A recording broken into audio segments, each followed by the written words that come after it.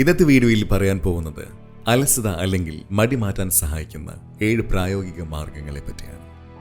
Number 1, dispelling your assumptions. നിങ്ങളെക്കുറിച്ച് നിങ്ങൾക്ക് തന്നെയുള്ള മുൻധാരണകൾ മാറ്റിവെക്കുക. നിങ്ങൾ പണ്ട് മുതലേ മടിയുള്ള ഒരാളാണെന്ന് തോന്നുന്നുണ്ടോ?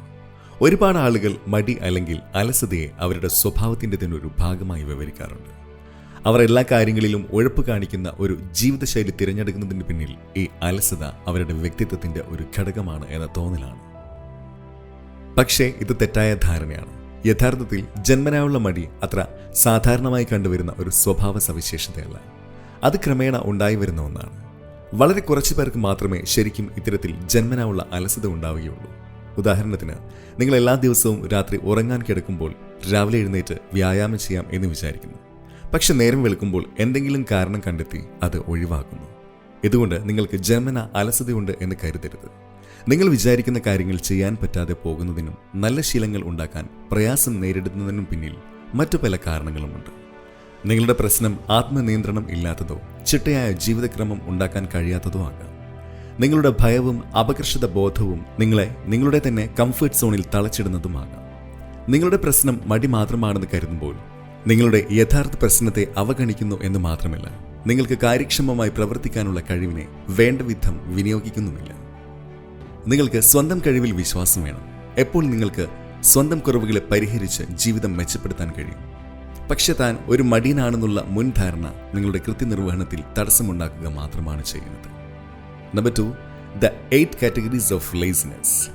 നിങ്ങൾക്കുള്ള മടി ജന്മനാ കിട്ടിയ ഒരു സ്വഭാവം അല്ലെങ്കിൽ അത് എവിടെ നിന്ന് വന്നു എന്നറിയേണ്ടത് ആവശ്യമാണ്.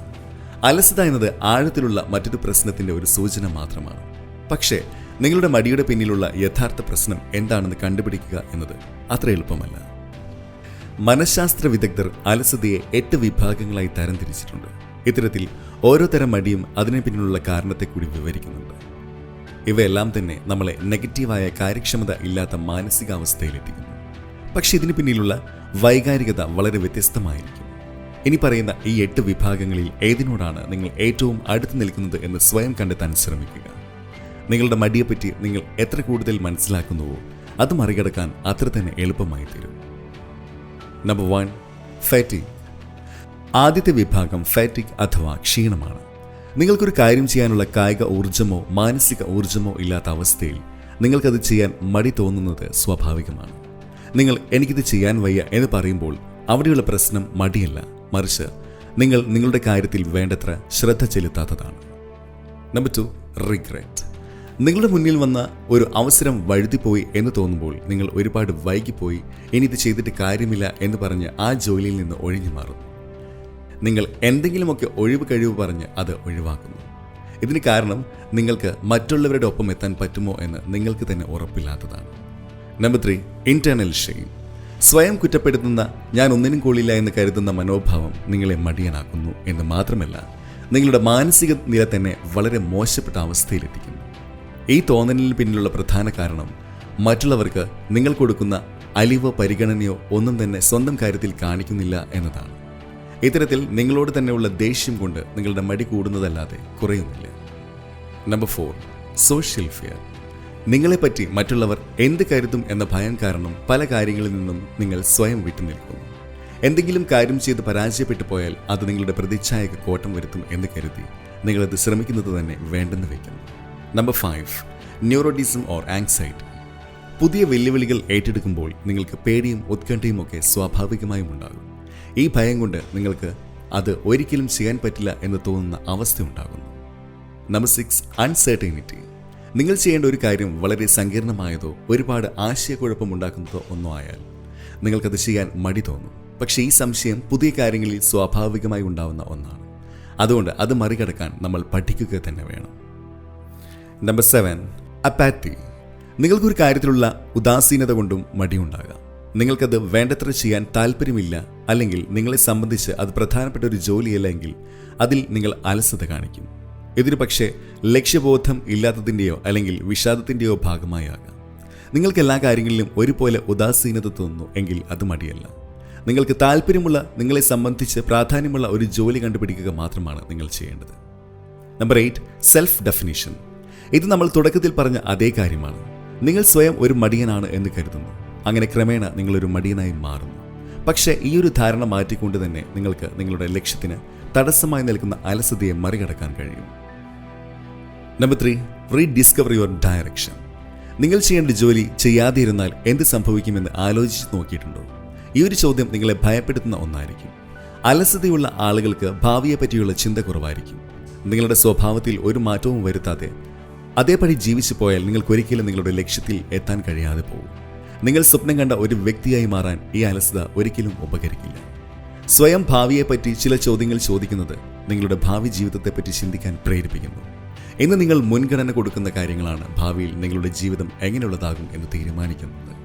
നിങ്ങളിപ്പോൾ സഞ്ചരിക്കുന്ന വഴി ശരിയല്ല എന്ന തിരിച്ചറിവ് നിങ്ങളെ മോശം ശീലങ്ങൾ മാറ്റാനും ജീവിതമുടനീളം വേണ്ട നല്ല ശീലങ്ങൾ ഉണ്ടാക്കാനും പ്രേരിപ്പിക്കും. Number 4, identifying the value of your work. ചിന്തയിലുള്ള അലസത മാറ്റിയ ശേഷവും ചെയ്യുന്ന ജോലി മൂല്യമുള്ള ഒന്നല്ല എന്ന തോന്നൽ കൊണ്ട് അത് ചെയ്യാൻ മടി തോന്നിയേക്കാം. ഒരു ജോലി ചെയ്യാൻ നിങ്ങൾക്ക് ചിലവാകുന്ന സമയം, അതിൽ നിന്ന് കിട്ടുന്ന മൂല്യം എന്നിവ താരതമ്യപ്പെടുത്തി നോക്കുമ്പോൾ ആ ജോലി കൊണ്ട് പ്രത്യേകിച്ച് ഗുണമൊന്നുമില്ല എന്ന് നിങ്ങൾക്ക് തോന്നിയേക്കാം. ഈ ഒരു പ്രശ്നം മറികടക്കാൻ ഒരു എളുപ്പ വഴിയുണ്ട്. നിങ്ങളൊരു പുതിയ ശീലം തുടങ്ങുമ്പോൾ അല്ലെങ്കിൽ ഒരു ജോലി ചെയ്യാൻ തുടങ്ങും മുമ്പ് അത് നിങ്ങളുടെ ഡയറിയിൽ കുറിച്ചു വെക്കുക. നിങ്ങൾ ചെയ്യേണ്ട കാര്യം മാത്രം എഴുതാതെ അത് എന്തുകൊണ്ടാണ് ചെയ്യേണ്ടത്, അതിൻ്റെ പ്രാധാന്യം എന്താണ് എന്നെല്ലാം കൂടി അതിനൊപ്പം എഴുതുക. ഒരു കാര്യം ചെയ്യുമ്പോൾ നിങ്ങളുടെ ജീവിതത്തിൽ എന്ത് മൂല്യമാണ് ഉണ്ടാവുന്നത് എന്ന് കണ്ടെത്തുന്നതിലൂടെ ആ ജോലി ചെയ്തു തീർക്കേണ്ട ഒന്നാണ് എന്ന ബോധ്യം നിങ്ങൾക്കുണ്ടാകും. ഈ ഒരു ചെറിയ മാറ്റത്തിലൂടെ നിങ്ങളുടെ കാര്യക്ഷമത വർദ്ധിപ്പിക്കാൻ കഴിയും. Number 5, the lazy work exchange. മിക്ക ആളുകളും ഒരു ജോലി ഒറ്റയിരിപ്പിൽ ഇരുന്ന് ചെയ്ത് തീർക്കാൻ ശ്രമിക്കുന്നവരാണ്. ഒരുപാട് മണിക്കൂറുകൾ തുടർച്ചയായി ജോലി ചെയ്യാനാണ് അവർ ശ്രമിക്കുന്നത്. പക്ഷേ അത് ശരിക്കും പ്രായോഗികമായി ചെയ്യാവുന്ന ഒന്നല്ല. ഏറ്റവും കാര്യക്ഷമമായി ജോലി ചെയ്യുന്ന ആളുകൾ വരെ ദിവസത്തിൽ കുറച്ച് സമയം ഒന്നും ചെയ്യാൻ തോന്നാത്ത അവസ്ഥയിലായിരിക്കും. അതുകൊണ്ട് നിങ്ങൾക്ക് ദിവസം മുഴുവൻ എടുത്ത് ഒരു ജോലി ചെയ്തു തീർക്കാൻ പറ്റും എന്ന് കരുതുന്നത് തന്നെ മണ്ടത്തരമാണ്. നിങ്ങൾക്ക് 10 മുതൽ 12 മണിക്കൂർ നേരം ഇടവേളയില്ലാതെ ജോലി ചെയ്യാം എന്നൊരിക്കലും കരുതരുത്. പക്ഷെ അതിൽ നിങ്ങൾക്ക് കുറ്റബോധം തോന്നേണ്ട കാര്യമില്ല. മറിച്ച് ഇടയ്ക്കൊക്കെ വിശ്രമിക്കുന്ന ശീലം നിങ്ങളുടെ ക്ഷീണവും മടിയും മാറ്റാൻ വളരെ നല്ലതാണ് താൻ. നിങ്ങൾക്ക് നിങ്ങളുടെ മടി തന്നെ ഇവിടെ മടി മാറ്റാനായി ഉപയോഗിക്കാൻ കഴിയും. മടി തോന്നുന്ന സമയം ശരിയായി ഉപയോഗിച്ചാൽ അതുകൊണ്ട് നിങ്ങൾക്ക് സന്തോഷം കണ്ടെത്താൻ കഴിയും. നിങ്ങളുടെ വർക്ക് ടൈം, അതായത് ജോലി സമയവും ഡൗൺ ടൈം അഥവാ ജോലി ചെയ്യാൻ മടി തോന്നുന്ന സമയവും വേണ്ട വിധം ക്രമീകരിക്കുക എന്നതാണ് ഇവിടെ ചെയ്യേണ്ടത്. നിങ്ങളുടെ പ്രിയപ്പെട്ട ഒരു TV ഷോയുടെ ഒരു എപ്പിസോഡ് കാണാനായി നിങ്ങളുടെ ഡൗൺ ടൈം മാറ്റിവെക്കാം. പക്ഷേ അതിന് പകരമായി ആ ഡൗൺ ടൈമിന് മുമ്പ് തന്നെ നിങ്ങളുടെ ജോലിയുടെ ഒരു ഭാഗം ചെയ്തു തീർക്കണം എന്ന് തീരുമാനിക്കുക. 1/3 ലേസി വർക്ക് റേഷ്യോ പാലിക്കുന്നത് ഇവിടെ നിങ്ങൾക്ക് പരീക്ഷിക്കാവുന്ന ഒരു മാർഗമാണ്. 1 മിനിറ്റ് ഡൗൺ ടൈമിന് പകരമായി 3 മിനിറ്റ് ജോലി ചെയ്യുക. അപ്പോൾ 90 മിനിറ്റ് ജോലി ചെയ്ത ശേഷം മാത്രമേ നിങ്ങളുടെ TV ഷോ കാണാൻ വേണ്ട അരമണിക്കൂർ ബ്രേക്ക് എടുക്കാൻ പറ്റൂ. ഈ ഒരു കാര്യത്തിൽ നിങ്ങളുടെ മടി തന്നെ നിങ്ങൾക്ക് ജോലി ചെയ്യാനുള്ള പ്രചോദനമായി മാറുന്നു. ഇവിടെ നിങ്ങളുടെ അലസത തന്നെയാണ് നിങ്ങളെ മുന്നോട്ട് നയിക്കുന്ന ഇന്ധനമായി മാറുന്നത്. നിങ്ങൾക്ക് ഇഷ്ടപ്പെട്ട ഒന്ന് ഈ ജോലി ചെയ്തു തീർത്ത് കഴിഞ്ഞ് നിങ്ങൾക്ക് കിട്ടും എന്ന് ചിന്തിക്കുമ്പോൾ നിങ്ങൾക്ക് ആ ജോലി ചെയ്യാനുള്ള പ്രചോദനം കിട്ടും.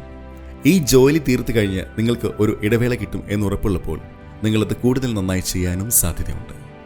ഒരുപാട് ആളുകൾ അവർക്കൊരു ജോലി ചെയ്യാൻ വേണ്ടി ഇത്തരത്തിൽ നിശ്ചിത സമയം മാറ്റിവെക്കുന്നു. പിന്നെ അവർ ആ ജോലിയിൽ മുഴുകി കൂടുതൽ കാര്യക്ഷമമായി അത് ചെയ്തു തീർക്കുന്നു. ഇതിന് കാരണം ഒരു നിശ്ചിത സമയം തീരുമാനിക്കുമ്പോൾ അത് നിങ്ങളുടെ മേലെയുള്ള ജോലി സമ്മർദ്ദം കുറയ്ക്കുന്നു. നിങ്ങളുടെ ജോലി നിങ്ങൾക്ക് ചെയ്തു തീർക്കാവുന്ന ഒന്നാണ് എന്ന തോന്നലുണ്ടാവുന്നു. കൂടാതെ വർക്ക് ടൈമും ഡൗൺ ടൈമും ഇത്തരത്തിൽ എക്സ്ചേഞ്ച് ചെയ്യുമ്പോൾ നിങ്ങൾക്ക് മടി തോന്നുന്ന സമയവും ആസ്വാദകരമായി മാറുന്നു. നിങ്ങളൊരു ജോലി ചെയ്യാതിരിക്കുന്ന സമയം നിങ്ങൾക്ക് എന്ത് വികാരമാണ് തോന്നുന്നത് എന്ന് ആലോചിച്ച് നോക്കുക. നിങ്ങൾക്ക് കുറ്റബോധം, ഉത്കണ്ഠ, നിങ്ങളോട് തന്നെ ദേഷ്യം എന്നിവയാണ് തോന്നുന്നത്. നിങ്ങൾക്കറിയാം നിങ്ങൾ അലസത കാണിക്കുകയാണ്, പക്ഷേ നിങ്ങൾക്ക് ഈ മടി മാറ്റാൻ പറ്റുന്നില്ല. ഈ നെഗറ്റീവ് വികാരങ്ങൾ കാരണം നിങ്ങൾക്ക് ഇഷ്ടപ്പെടുന്ന കാര്യങ്ങളും നിങ്ങൾക്ക് വേണ്ട വിധം ആസ്വദിക്കാൻ കഴിയാതെ വരും.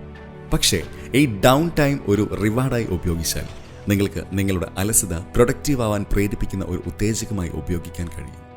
അങ്ങനെ നിങ്ങൾക്ക് നിങ്ങളുടെ ഇഷ്ടപ്പെട്ട TV ഷോ കാണുമ്പോൾ, ഇന്റർനെറ്റ് നോക്കുമ്പോഴൊക്കെ ഉണ്ടാകുന്ന കുറ്റബോധം, ഉത്കണ്ഠ എന്നിവ മാറ്റാൻ കഴിയും. അതുകൊണ്ട് ഒരുപാട് മണിക്കൂർ തുടർച്ചയായി ജോലി ചെയ്യാതെ തന്നെ വർക്ക് ടൈമും ബ്രേക്ക് ടൈമും വേണ്ട വിധം ക്രമീകരിച്ച് നിങ്ങളുടെ ജോലികൾ തീർക്കാൻ കഴിയും. Number 6, measure your transformation. ഇത്തരത്തിൽ പുതിയ ശീലങ്ങളും ടെക്നിക്സും ഒക്കെ ഉപയോഗിച്ച് നല്ല മാറ്റങ്ങൾ ഉണ്ടാക്കുമ്പോൾ നിങ്ങളുടെ പ്രോഗ്രസ് എത്രത്തോളം ഉണ്ടെന്ന് അളന്നു നോക്കുന്നത് നന്നായിരിക്കും. അത് നിങ്ങളെ ഇനിയും മെച്ചപ്പെടാൻ സഹായിക്കുന്ന പ്രചോദനം നൽകുന്ന ഒന്നായി ഉപയോഗിക്കാൻ കഴിയും. നിങ്ങൾക്ക് ക്ഷീണവും നിരാശയും ഒക്കെ തോന്നുമ്പോൾ നിങ്ങൾ എത്ര ദൂരം വന്നു എന്ന് തിരിഞ്ഞു നോക്കുന്നത് ഇനിയും മുന്നോട്ട് പോകാനുള്ള ധൈര്യം നിങ്ങൾക്ക് നൽകും. വെല്ലുവിളികളെ മറികടന്ന് പരാജയങ്ങളെ പാഠമായി കണ്ട് വിജയത്തിലേക്ക് കുതിക്കാൻ അത് നിങ്ങളെ സഹായിക്കും. മിക്ക ആളുകൾക്കും മടിയുണ്ടാകുന്നതിന് കാരണം അവരുടെ കഠിനാധ്വാനം കൊണ്ട് അവർ മുന്നോട്ട് പോകുന്നില്ല എന്ന തോന്നലാണ്. നിങ്ങളുടെ സമയവും ഊർജവും ഒക്കെ ഒരു കാര്യത്തിനു വേണ്ടി വിനിയോഗിക്കുമ്പോൾ അതിൽ നിന്ന് പ്രകടമായ എന്തെങ്കിലും മാറ്റം നിങ്ങളുടെ ജീവിതത്തിൽ ഉണ്ടാവണം എന്ന് നിങ്ങൾ കരുതുന്നു.